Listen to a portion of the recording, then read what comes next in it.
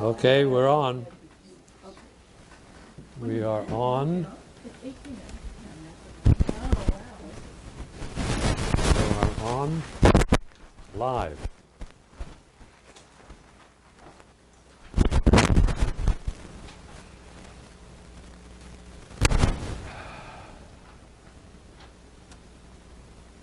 Awfully nice to be here with such a smiling bunch of people, eagerly anticipating something great to happen. Well, I hope it does happen. Fascinating. You get to know all about yourself, your intimates. Let me start. There's a yellow book in one of the boxes. Can you get that yellow book? No, it's there. That's the yellow one? Okay. A little bit of history to begin with. Ask questions if you want, but not too many, because we've got to get through a fair amount. But I think you'll stay awake. Most people stay awake. Stay awake because I'll shout at them if I see them start yawning. This knowledge goes back into ancient culture, probably prehistory also. It's now broken up into all kinds of things called numerology. This is not numerology. It's a bad word. Probably originates in the Western world. Coming to the Western world, we'd probably have to go back to India. India is the primary source. Although this is not absolutely factual, but I think it is. Spreads to Egypt, which the great Giza pyramid, the big one, the passageways inward, if you've seen a picture of the passageways in the pyramid, it's all about this. There are 9 aspects, 9 component parts that make up the full spectrum of consciousness. So anyway, India, Egypt for sure, India for sure, China, Southeast Asia for sure. Then it comes to the Western world through the Jews in the Kabbalah that came about 1000 AD by some Jewish academic scholars. And then it was entrenched in the Zohar, the holy book of the Hebrews or the Jews. And then it comes to the Western world through a system of numerology, and by then it's just confused. This is very simple. When you study it, you'll see it. It'll prove itself very quickly and very easily. 9 qualities. They're all subject to the fundamental principle of harmonics in exactly the same way as the 12 notes in the Western musical scale, or 7 basic ones, are subject to a law of harmonies. If you don't know the rule of harmonics in relationship to music, what happens when you play those keys on the piano? I doubt it, unless you know how to play the piano. But if you don't know how to play it and you plunk a bunch of notes, what are you likely to hear? Chaos and discord. So you and I are made up of mathematical qualities, made up from the 9 elements that make up the spectrum of consciousness. We are separate from the other animal forms in that we have vocal cords, we have language, and we have speech. Language is the medium through which the great intelligence of life that created it all takes on form through the human body, first of all, we take in the first breath of life. And as the Christians say, and man breathed into the, and man breathed into, how does it go? And man breathed in, no, and man breathed into, no, God. And God breathed into man and woman the breath of life, and he became a living soul. Now that can be taken two ways. It can mean, and God breathed into man the breath of life, and man became a living soul. Or you can say, and God breathed into man and woman the breath of life, and he, God, became a living soul. God has to have a vehicle through which to express all that it is. And so God, in a sense, becomes self-realized when the individual human awakens to this ultimate self-realization. God becomes self-realized, and the vehicle of the individual is it body and mind. He or she becomes self-realized. But now there's a process. 1, 2, 3, 4, 5, 6, 7, 8, 9. On an inclined scale. Although the rule of thumb here now is that any single number cannot express all that it is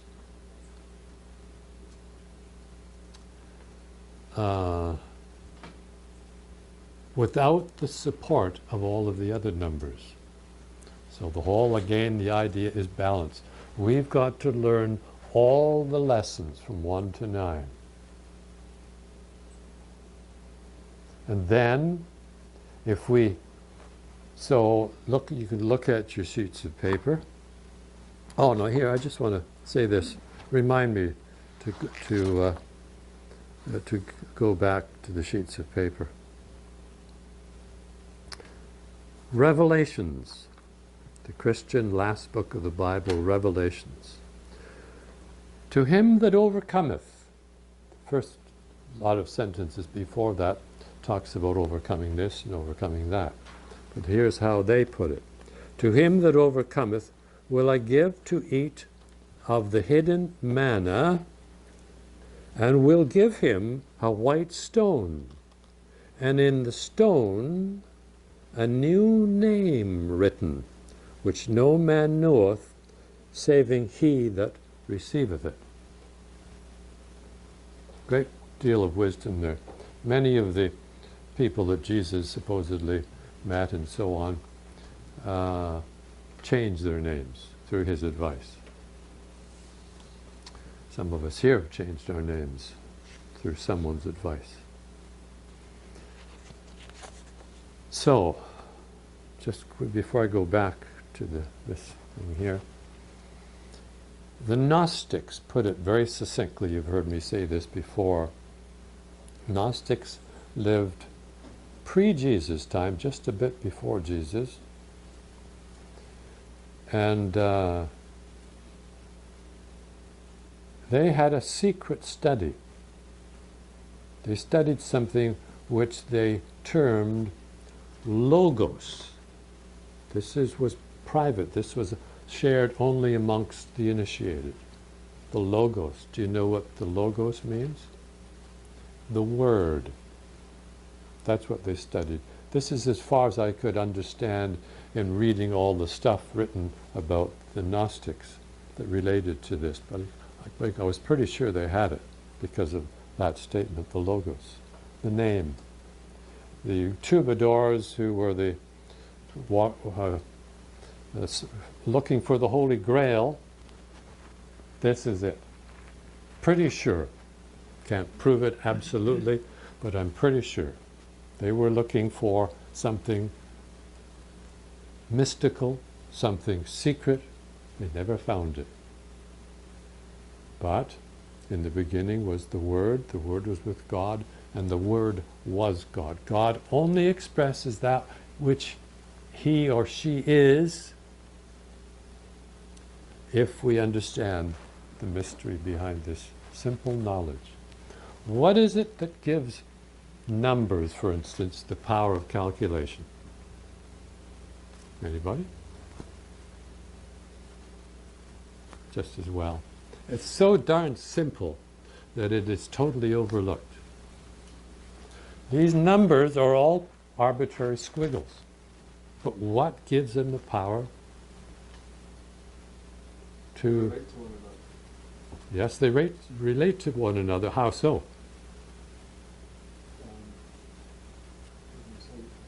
There's each actually incorporates some aspect of the other when you get higher in the numbers. Yes. Yeah, there's some truth to that. I hope so. But it's very simple. The order.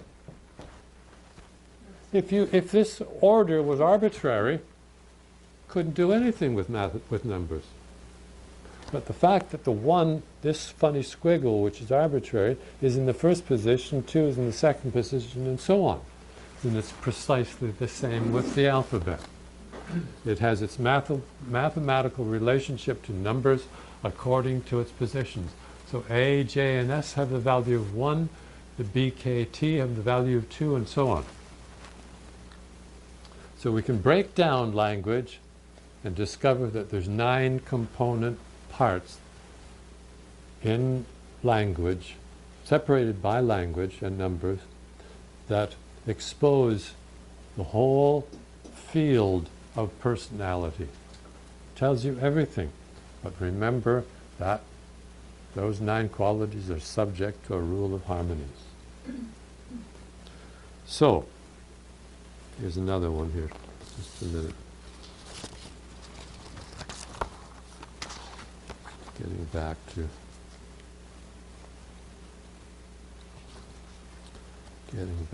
I wanted to read this. Who's yawning?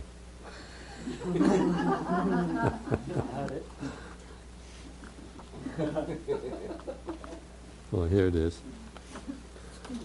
By no other than Confucius, 551 to 479 BC. He says, if names are not correct, language is not in accordance with the truth of things. If language is not in accordance with the truth of things, affairs cannot be carried on to success. Some people are born, good families, bad families, it doesn't matter. Some rise and some don't. Any one of us rises or expands or evolves our consciousness or the state of our mind on the basis of the nature of our response to life's difficulties. So I may have a difficulty with Chittakash, and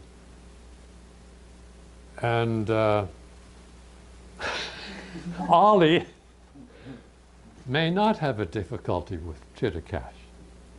So he irritates me for some reason, and I don't know why he irritates me. And I share with Ollie, an irritating son of a gun, isn't it? Yeah. And Ollie, being the perfect diplomat with his name, he says, no, I like the guy. I like the guy. So why does Chittakash irritate me and not Ollie? Now, if I am irritated by Chittakash, I've got a problem.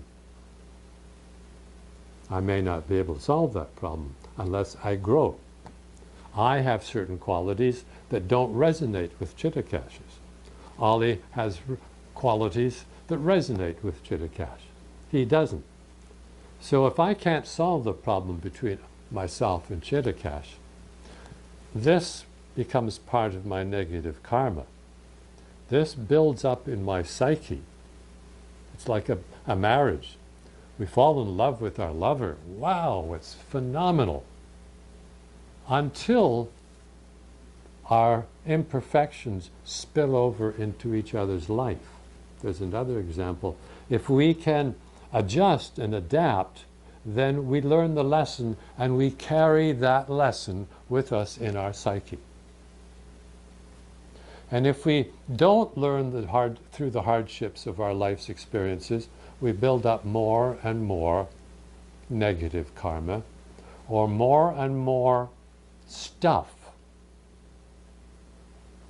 And then, after a while, like a marriage, if we love for a little while, and then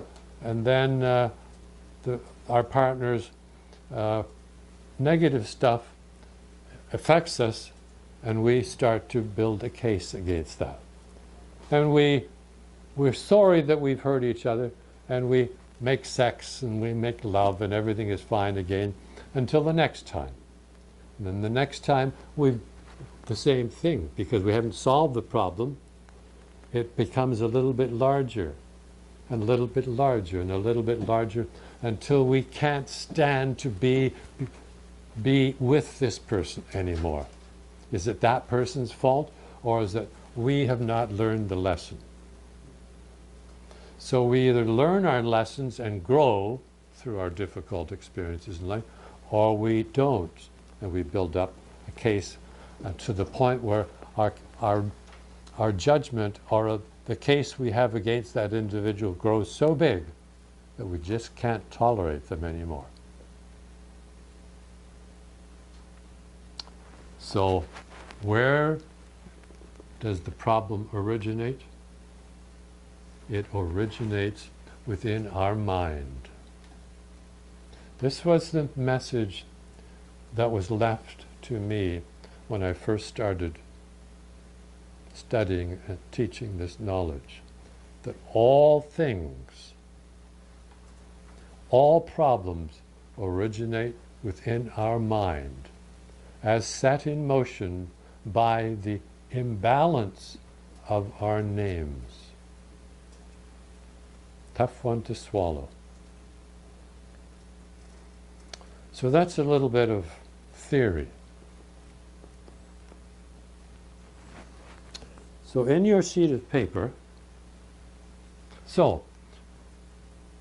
I've got Albert Einstein's name on the board, so you can relate to your sheet.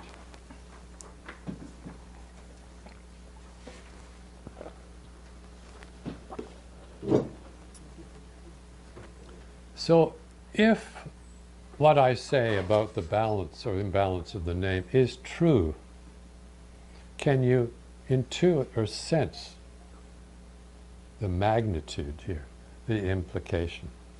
It is profound. Some people move through their experiences quite easily, and their mental stature, a sense of nobility in their character, begins to grow slowly and gradually. Some people move forward very easily, and some people are blocked. We only have to spend a little time in conversation with other people to be able to shake our head sometime and we think, where the heck are they? So Clayton, I'm in touch with somebody, and have been for many years, who was abused as a child, ritually abused as a child. Mm-hmm. And so she's all tied totally up in knots. Yes. And I'm curious to know, is that something that is a result of her name? Yes, it is. You can have 2, 3, 4 children in exactly the same family with the abusive father. One of them responds and becomes overwhelmed by the abuse because of the numbers or qualities in their character. Another one punches the father in the nose and says, "You try that again, and you're going to get a second punch in the nose."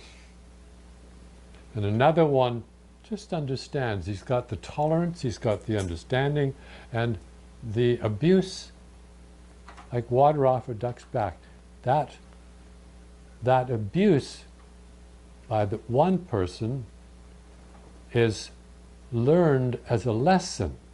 What can I do? He's still my father. Now, abuse is going to affect everyone to some lesser or greater degree. But some few will take the inherent lesson and grow. And all to do with the strength or the weakness or the balance or imbalance of the names. So hold that as a possibility.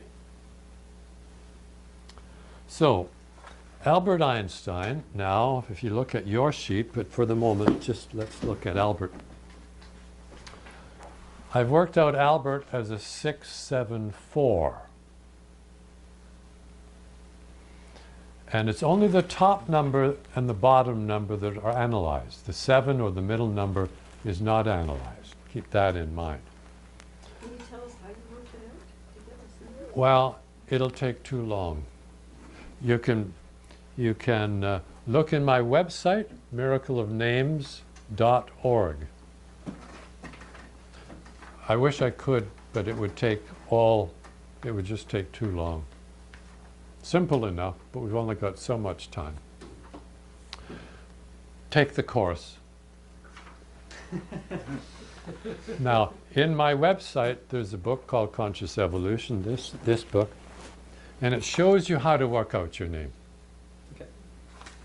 And you can read that on my website, Conscious Evolution, Okay. for nothing. No cost.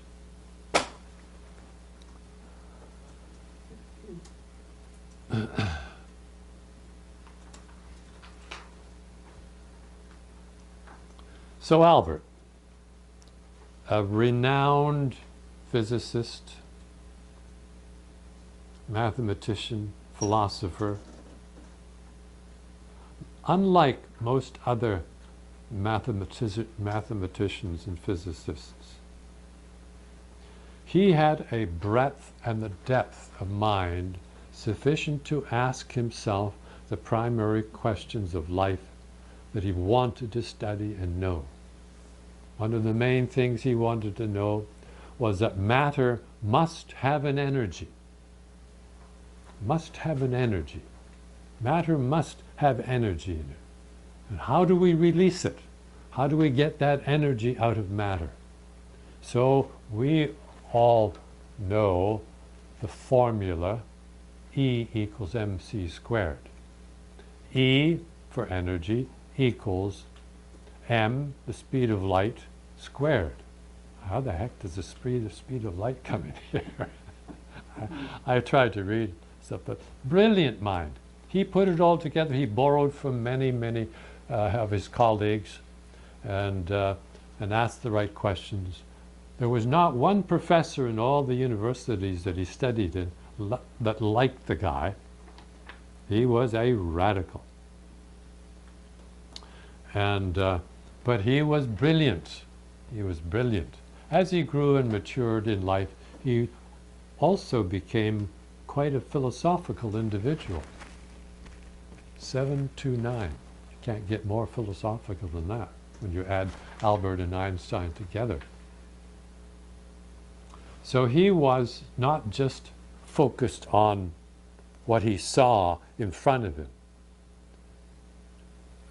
Many scientists and astronomers and so on are lost in science so much that the only part of life that they see is that part that appears in the lens of a microscope, particularly if you turn it around the other way. They can be blind. That is the downside of the four. Now here's the thought. Each number quality from 1 to 9 has a positive expression and a negative expression. And that's what is not studied in numerology. And so when there's discord between these 9 qualities, the negative side, a person may be a 1 in the birth path, which is strong and physical, and what's my thought? But There's no ones in the name anywhere. Oh no, there is in Einstein's name 145. But, so, the first thing I look at when I'm looking at an individual's life, jumping around too much here. Anyway, positive and negative. If a number is suppressed in any way, or not even there, then that number will still express on the negative. It can. So the whole idea here relates to what we call a balanced name. And that is profound. If a child is given a balanced name from birth, you will see, if you study them, observe them, that they have an advantage in life, in the capacity of which is in the balanced name, to learn the inherent lessons. So If a child is born and given a name that isn't the best for him, can the parents, having gone to your course, then go back and rename the child? yes, yes, you can change the name any time you want. Then it will happen. The more you live, the more you've had the imbalanced name, the more stuff, negative stuff or negative karma, the individual collects in life. And at a certain point, they may not be able to grow at all. But that balanced name starts them on the path of correction. But now,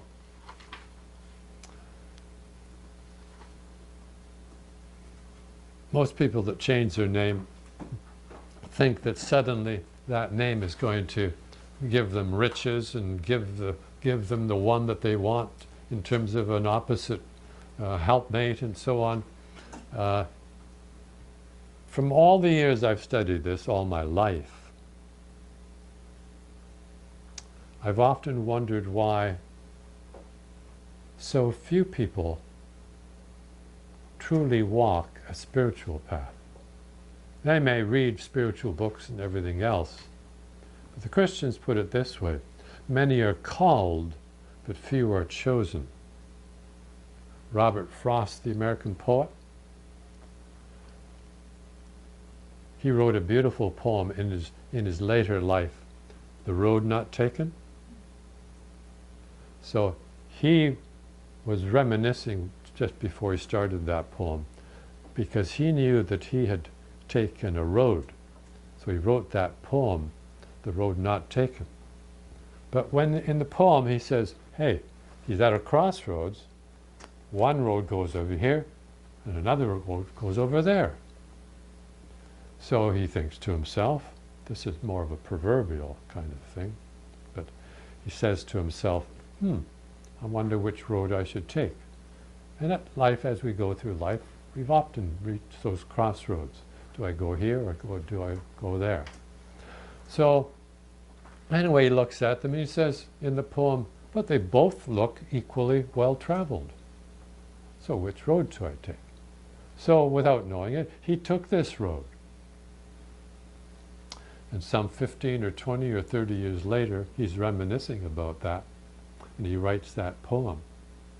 And the last two lines are, and I took the road less traveled, and that made all the difference. Tears come to my head. Come to my head.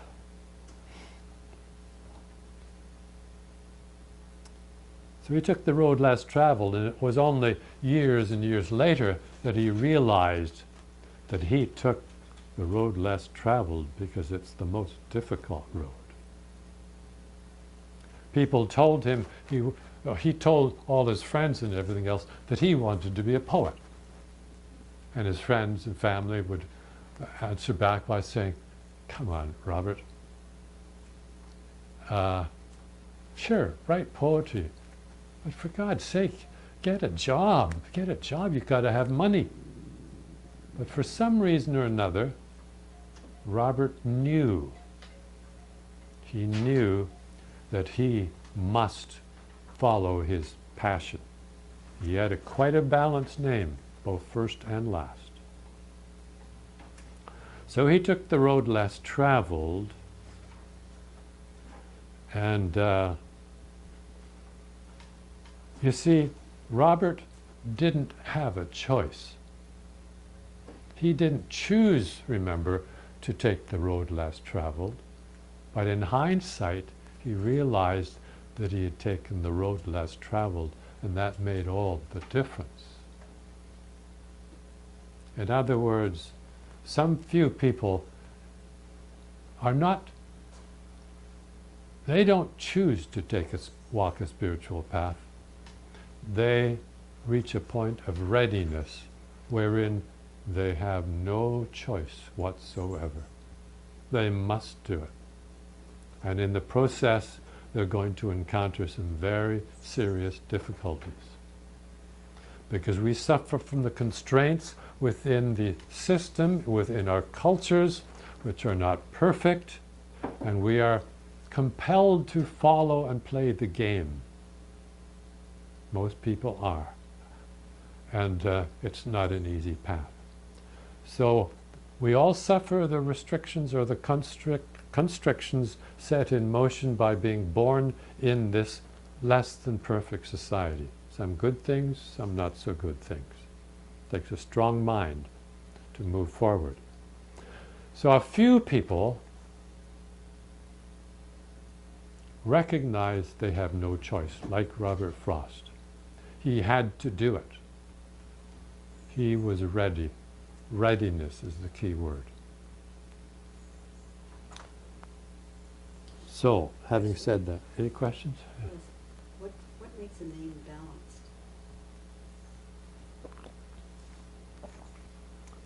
This 6 is a number of balance. It adapts most quickly and easily to all of the other numbers. So one of the, and also the 3 number types up there in the right-hand corner. The 1, 5, and 7 are independent types. The 2, 4, and the 8 are social types, and the 3, 6, and 9 are the emotional types. The 3, 6, and 9 are the numbers that are most adaptable to all the lessons, to learning all the lessons as we move through our difficulties. And the 6 particularly. So we look at Albert, 674. He was an intellect. The 4, 5, and the 6 are the mental and intellectual forces. If you don't have a keen reasoning mind to discern the truth and the fiction, very difficult to move forward beyond and understand the cause of all your problems, all our problems. So we have 6s, and most often we have a 639 last name, which comes to a 6 or an 8 total. So these allow the greatest possibility for adaptation. That's it, briefly. We'll get into that in a moment. So balance. Balance. Adaptability. We're here to develop a nobility of character. We are here, people talk about spirituality and meditation and all of these wonderful things. I'm not putting down, but they're not necessarily going to allow the individual to become a wise person. Wisdom is different from knowledge. Knowledge is something we gather from experience to experience. Wisdom is not something you gather. Wisdom comes when the mind has transcended the problematic states, of which there are 9 basic great challenges. Wisdom comes when we come and begin to transcend the problematic states to a point where we begin to enter into the higher planes. Einstein was one that said something very clearly, that you can't solve a problem on the level that the mind is on when the problem makes its appearance. So what the problem is with so many people, all of us, when we have a problem, it agitates us. We get locked into that problem, analyzing it, going to our guru, going to our priest, going to the teacher, our mother and father, when ultimately, if we want to start to draw wisdom, intuit wisdom, we have to get beyond a mind that is fixed and obsessed by the analysis of a problem. And he said that you couldn't solve the problem on the level upon which that problem came into form in your mind until you are able to reach a point where you moved past the influence of that negative response to a problem. You've passed its influence by simply going forward, not going backward and regurgitating all your problems and reliving all your problems and so on. There may be some value in that, but very little. We simply have to go through the lessons, learn our lessons, learn the lesson of patience. If any of you, for instance, if I point the finger, any of us in this room still loses our temper, well, we're not going to access the wisdom that's necessary to solve the dilemma that caused us to lose our temper. That one lesson in itself, which relates very often to the 8 quality, they're not dragged into the drama. In our COVID business around the world now, if you listen to people talk about the COVID, lots of fear, lots of blame. All of these things have to be very, very careful. You have to be very careful to discern the truth of whether how much of this COVID thing has a basis in truth and how much of it is not having the basis of truth, that there's some element behind it that we don't know of. But we've got to overcome judgment, we've got to overcome self-pity, we've got to overcome temper, we've got to overcome all the negative reactions that we are open to and start to formulate concepts usually upon an emotional reaction to something. It's like a male and the female marriage. If we don't solve the problem in the first temperamental moment, then naturally we start to build up a case.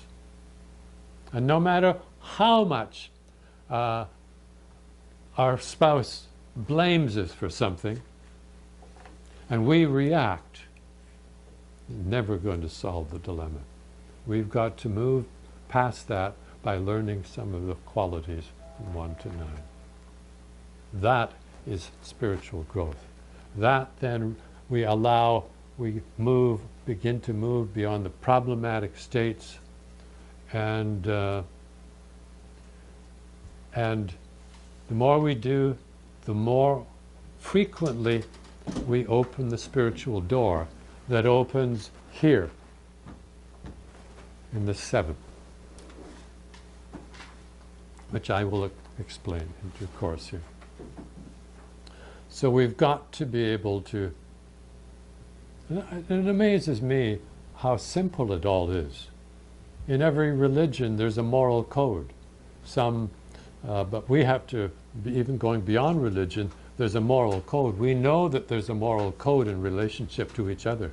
We learn more than anything else. We learn more from our relationships with each other than any other single source. Because why? Because the spiritual lesson, which opens into the 9, which is universal love.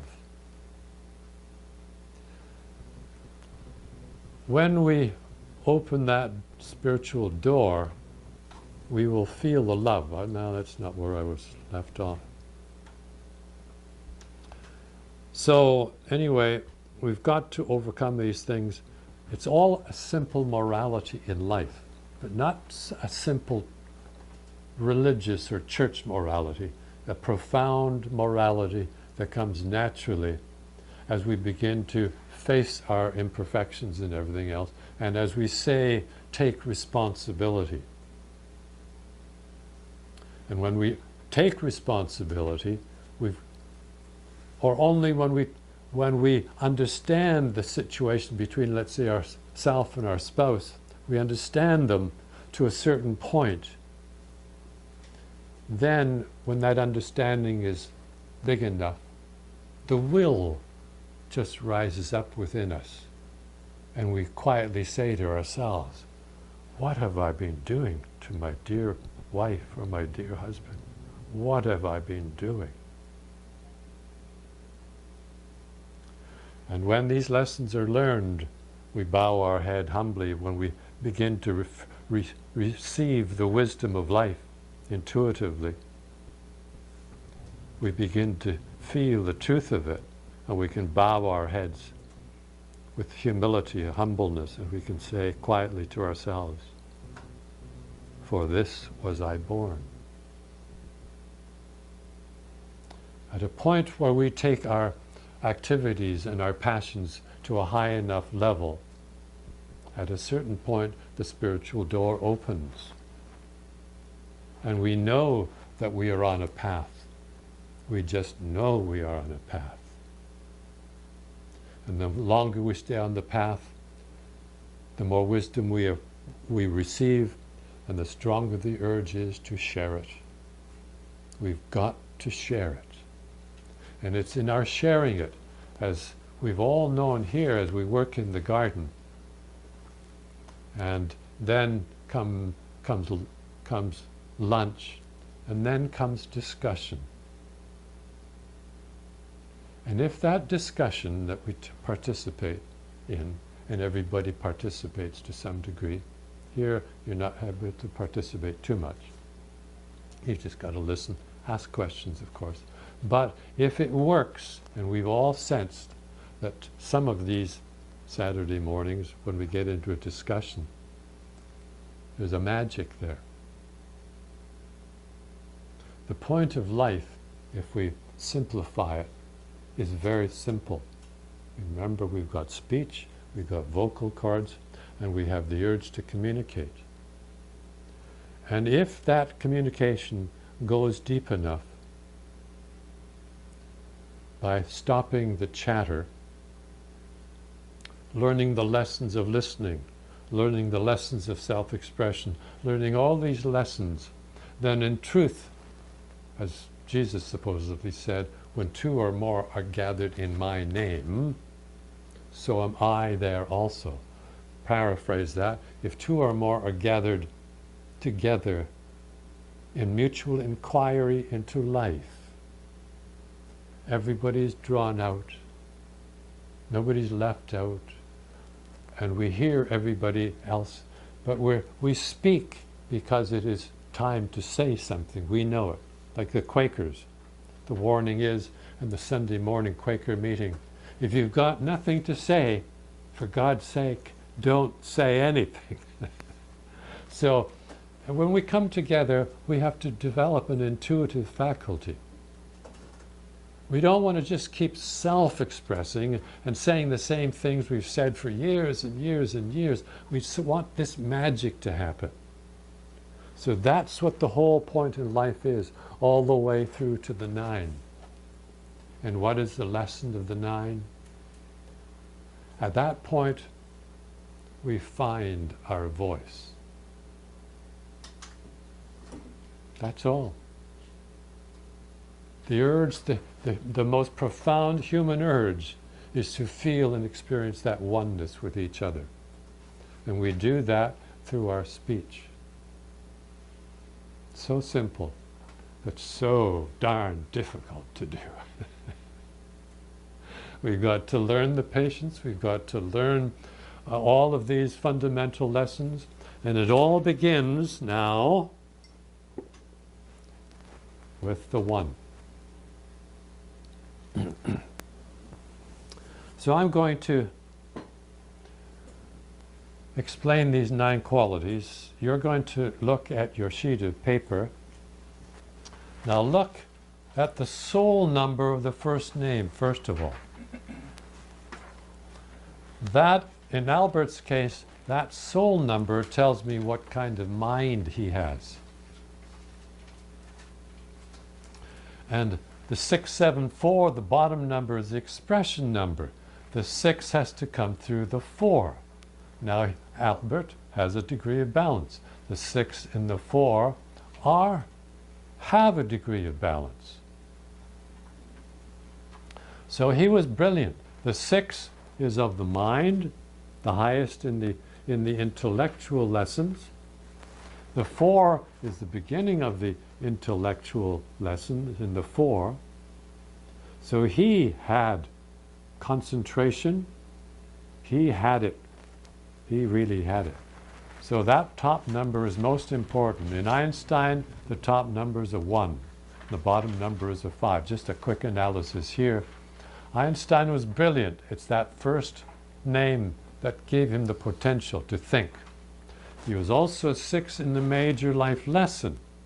So his lesson was to learn to be the teacher, the instructor. But the 4 directs him into science. So that's where he went. And so he achieved a lot.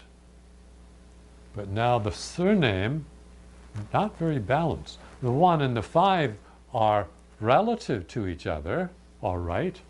The 1 and the 5 they're both independent qualities, but here he's the father figure. But here, in the last name, which every member of the Einstein family shares, they don't get along. Because the 1 and the 5 are not social. They don't listen to each other. They just fight. They just self-express. So he wasn't a great father. He had 1 son. He had 2 children. But the one we know of was Hans. He was also became a university professor. But Hans and Albert never talked to each other. So there was a problem in the last name. Put the 2 names together, 7 and 9, giving him the 9 destiny. So Albert, when you add Albert to Einstein, the bottom number, if you add all the numbers together, letters together, it comes to 9. So he's forced and compelled to become a philosopher. He's forced to become a spiritual teacher. So that destiny number is very important. So now when I'm talking about the numbers, you want to find out where they are. In the birth date qualities, March is 3rd month, it's 3. 14, 1 and 4 of 14 reduces to 5. And 1879, add them all, keep adding them and reducing them to a single digit. In other words, 1 and 8 is 9, and 7 is 16, and 9 is 25, and 2 and 5 is 7. That's how it works. And so he had some short suits and he had some long suits. But when Gandhi died, when Gandhi was assassinated, you may have heard Einstein's remark. Because Einstein, 729, you can't get a name that moves you and compels you into looking into the reasons of life, not just from a material, scientific point of view, but spiritually. And when Gandhi was shot, and the hundreds of thousands of people followed his road to where they threw it onto the pyre and burned the ashes, or burned the body into ashes. Einstein makes the comment, because he knew a great soul. And he said about Gandhi, he said, the future generations of India and the world who study the life of Gandhi will be amazed that such a man walked this earth. Tremendously powerful, beautiful man. If you read his autobiography is entitled My Search, My Experiments with Truth. Almost single-handedly, he got the British to move. Powerful man. He loved the British. I still see a picture of him walking up the stairs with Mountbatten, the last Viceroy of India. And he had his arm around his wife, Mountbatten's wife. And he really loved everybody. He loved the Muslims, he loved the untouchables, he loved everybody. That's the whole point. We must love everybody. If somebody causes a reaction in our life at any particular moment, and that reaction is negative, we've disconnected them right away. The power that he discovered within himself, that's why he entitled it, My Experiments with Truth. What was the experiment? To see if he could generate enough, draw enough wisdom from his experiences to begin to awaken to the recognition, humbly, that he had an enormous power to influence. The eighth quality is the leader, is the organizer. It is here to move beyond the reactiveness. The eight, if it's learned, will move beyond the reactiveness and not get pulled into the drama. And the eight has more power to do bad things and more power. So the greatest desire of any of us is to gain power. Not power over people, but the power to influence people. And that is the lesson of the eight, which we'll get to. So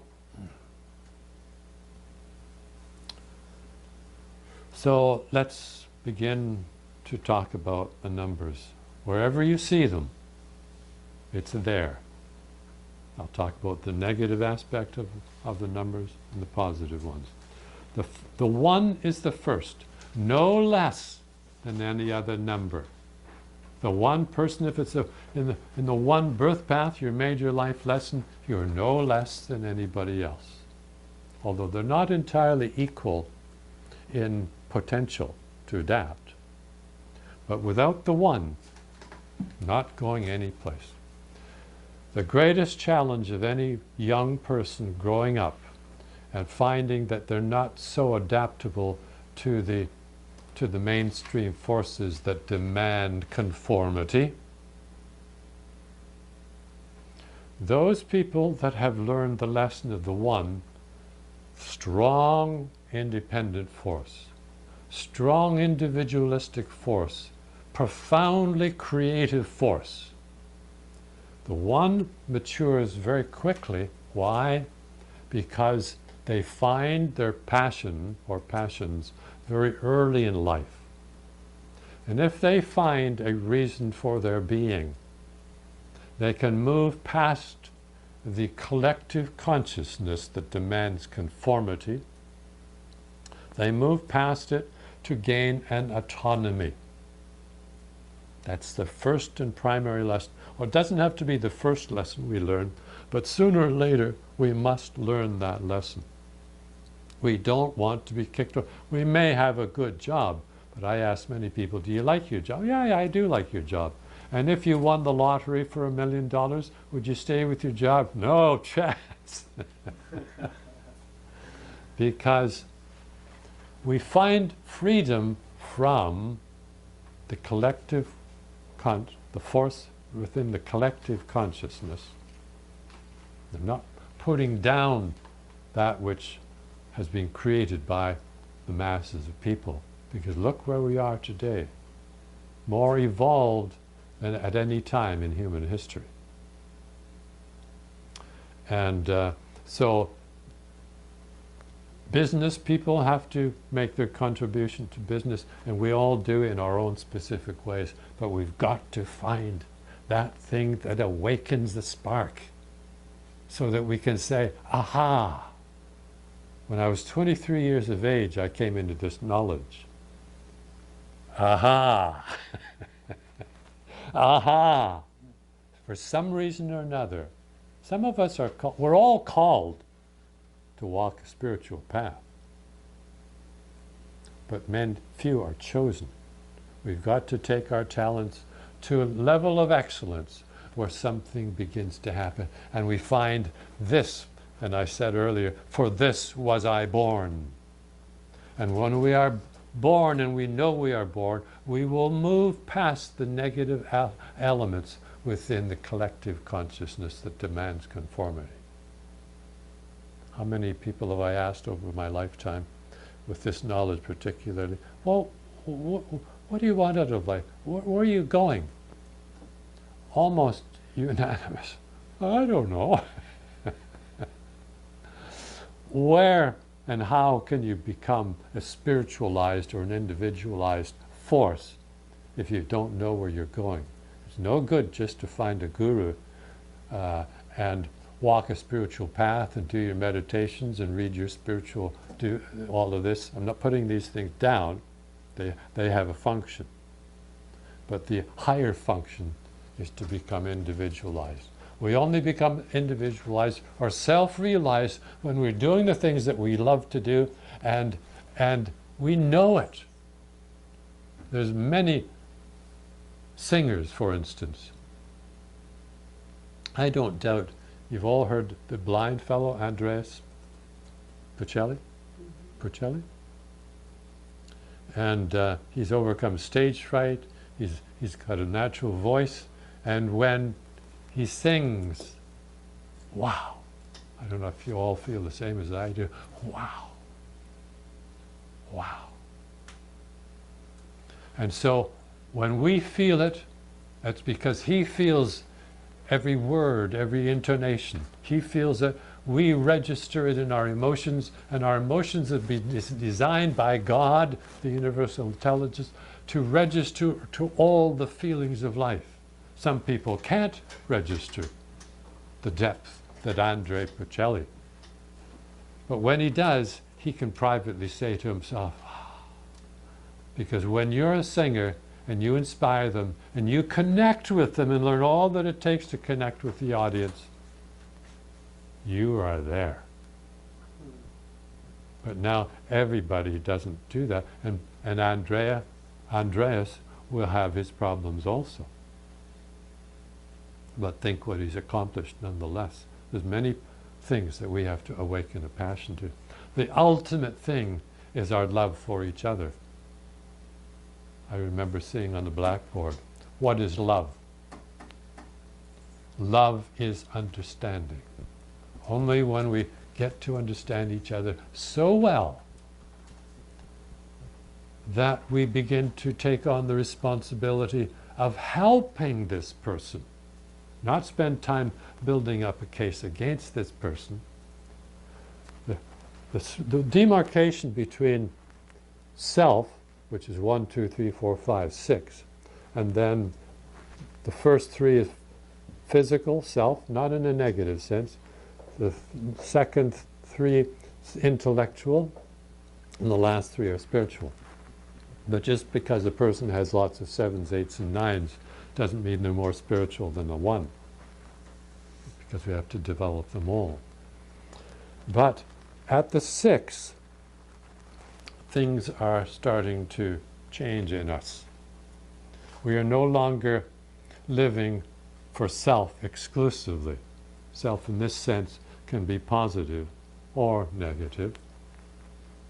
But with the 1, 2, 3, 4, 5 stages, we're survival mode. We're still dealing with our own wants and our own needs. And perhaps we're able to help the neighbors a bit and do a bit of that. But it's not until we come into the 6. The 6 in the negative side is worry. On the positive side, it's trust or faith in the future, which none of us knows. This is why we go to fortune tellers and psychics and everything else, to give me a glimpse of what's happening in my future. Ultimately, when we are evolving, we have to not depend upon sources external to ourselves to give us the direction. Ultimately, we've got to open that door, which is the ultimate source for our direction. So if we're looking at our numbers of our names, is it best for us in this sense to be aware of the numbers that aren't expressed, or that? No. When you study the numbers and you go through your difficulties, you will know the beautiful aspect of this. Simply, it serves as a reference point to begin the inquiry into what our problems are. Now we've got a reference point. So your question, phrase it again? I was trying to get a sense of if we don't have the numbers all expressed in balance, maybe whether it would be a starting point to find those numbers that are not expressed. Yes. That's going to lead to the problem. Yes, yes. It would. And this knowledge is going to help you Rather than locate the source of the problem. The problem develops through the conflict. If this one, let's say you have a 1 in the major life lesson. Does anybody here have the 1 in the major life lesson? Nisha does. And Sean?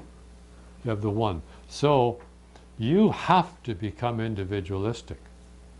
So I will look at your names in your birth date numbers, because the birth date numbers tell me the purpose in which you are born to fulfill, and which lessons you must learn.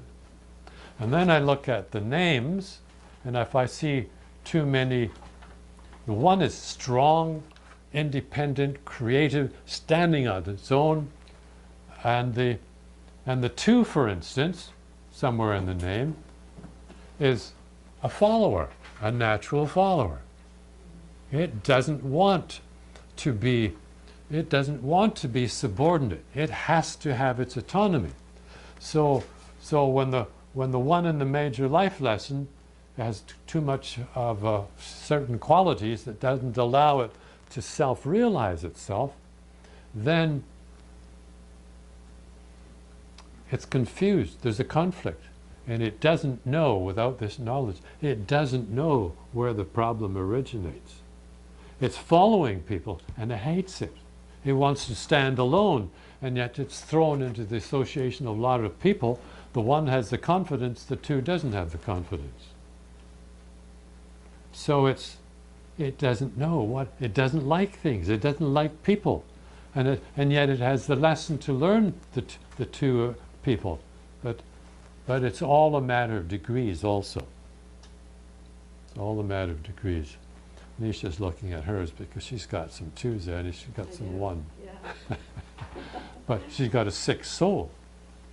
That makes a difference. Both my names. Yes. So that makes a difference. But you will recognize that you've been compelled to support others. And the 1 doesn't necessarily want to be supported. But she will say to herself, I don't want to hurt this person. I just don't want to hurt this person. So they don't stand on the 1. Because the 1 is candid, honest, straight to the point. But the 2 doesn't want to be straight to the point because it doesn't want to hurt anybody's feelings. So she's nodding her head here. Yes, so. No, sorry, I'm at an error. There's no 1 for me. Okay, yeah, you've got the 1 in the soul position. Yes. Very strong. So when I talk about these numbers, just remember, where they are. Because of the time limitations here, you've got to go through 12 1.5-hour lessons to really begin to get it. My job is to try to convince you that you need to have balance, and you need to study it however you want to do it. To understand what happens when anybody has a problem generally. What do? They may turn to their priest, they may turn to their guru, they may turn anywhere, but in truth, when you have the numbers, you have a reference point right away to study yourself, to study the true inherent or the true source of the problem, which is a product of the conflict between numbers in their different positions. The surname number in the soul position of 6 really helped Albert. So that soul position of a number is primary. But now let's begin this whole thing by talking about the 1, 2, 3. We started talking about the 1. So the birth date numbers are the true meaning. If I say the true Sean, who are you? What is your true nature? You will, if the balance is there and everything else, he looks at the major life lesson, and if there's enough balance to allow that mind to draw and feel that quality from within. What's the quality within in this position? 5. 5. So that's where he draws his primary, strongest urge. And if that's blocked at all by numbers, the compelling forces related to the name numbers, if these block anything in the birth date numbers, you've got a problem. And how serious depends upon the degree of imbalance and the capacity to analyze it and so on. So this knowledge provides a simple tool serving as a reference point to begin the self-inquiry. And most people will just go to their priest, they'll go here, they'll go there, and they don't even know where to begin the analysis. They'll go to their psychiatrist. All may help a little bit, but in comparison, can you see the tremendous implication in this? The first thing you have to do is study it enough to know that it's true, it tells the whole story of one's life. The ones that have the greatest balance achieve the most. The least balance, the least achievement. It doesn't mean that they can't learn the lessons. My mother had very little intellect, but she was an angel. She was a 6 in the major life lesson. She looked after my father, my brother, and I. She was my angel, my saving grace. And simple, she was simple, but she was angelic. When she died, that was a fascinating experience for me. But at some point I might share that with you. Not now, though. So the other thing is, which I don't usually teach, is that according to David R. Hawkins, the man that wrote Power versus Force, and he used muscle testing to calibrate a person's level of consciousness, he calibrated he asked the questions yes or no. Do we come into life from birth at a certain level of consciousness? And the answer was yes. So that's a contributing factor in how far we go, and even how successful we are in dealing with these levels of imbalance. But let me assure you that the balance name has the advantage. do we know if we're unbalanced? You have to come to me. Can you tell Well- us who's balanced and who's not balanced in this room? No, that wouldn't be fair. I have to be very, very careful saying. It's not fair for me to say, well, Adam has got high consciousness and L has low I just can't do that. But I do know, and you can all know, where you stand in terms of degrees of balance and imbalance by just looking at yourself and being honest. Where are you going? Where you've still got to go? What is your health problems? Now, here's a very important thing before we have a little break. Each number quality governs a certain part of the physical anatomy. Do you all hear that in the kitchen there? Yep. Each number relates to a certain part within the physical anatomy. The one governs the senses of the head and the extremities, the feet and the hand. So if you people with ones, unbalanced ones, then you're going to suffer a lot of tension in the head. The two governs the kidneys and the whole fluid function.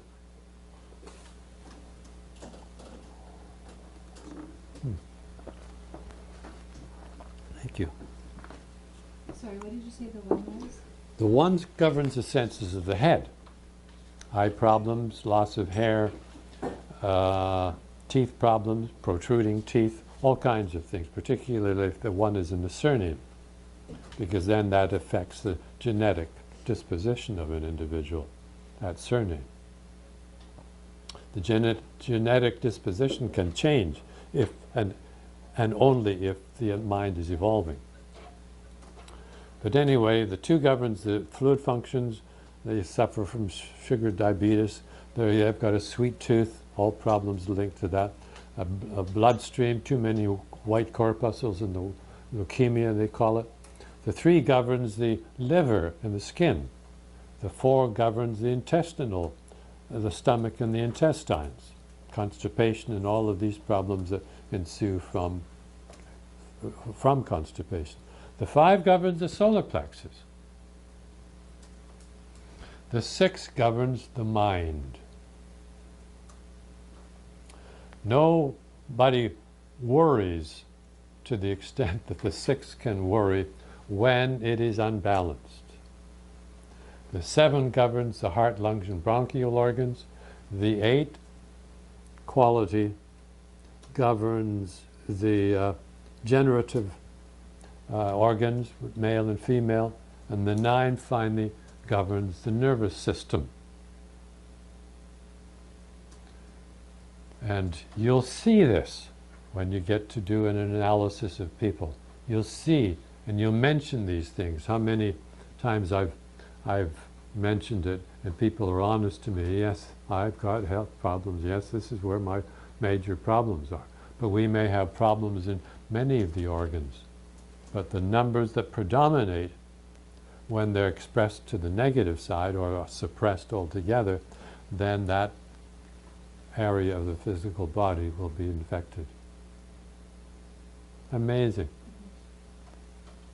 These nine qualities relate to the nine chakras or psychic centers within the body. Anyway, shall we take a little break?